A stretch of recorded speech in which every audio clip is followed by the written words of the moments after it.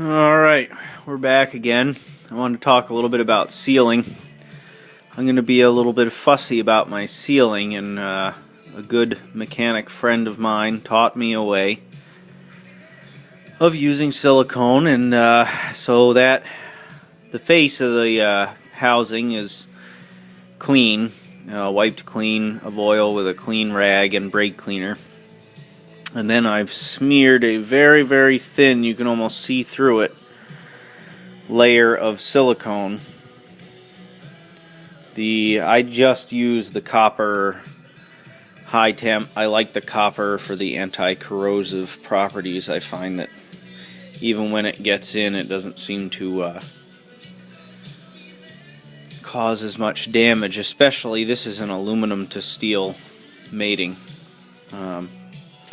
And then there is a gasket, and so I've done one side of the gasket. I don't want to flip it out over, but you're going to take my word for it. I did not coat the other side, and the bottom side of that gasket will lay on the housing, and the top side of this gasket will meet with this end cap for the shaft. And this has been cleaned of oil. Of course, now I'm going to have to wipe it down because I touched it. And this is a tricky one. All these little needles, I don't know how many there are, I didn't bother counting them, but they are loose. So I've got them held in there with new clean oil, 80-90, and that's a little high-powered magnet there.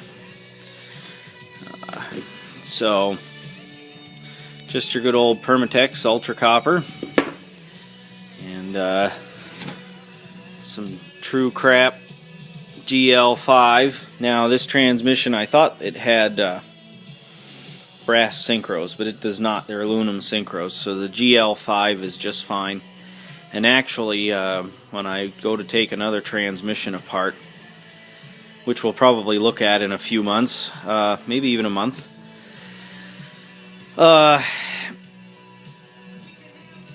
it's quite yellow inside. And that's the sulfur additive that builds a coating on the gear faces. But it can be very destructive to transmissions containing brass components. So, if you're unaware of that. Anyway, we're starting to assemble. Really enjoying this, taking the time to just learn, and hopefully we'll have a nice running transmission here. I plan to run this one this summer, though. It's going to go in the 78. Or the plow truck if it needs one, but I doubt I'll break that one. Alrighty.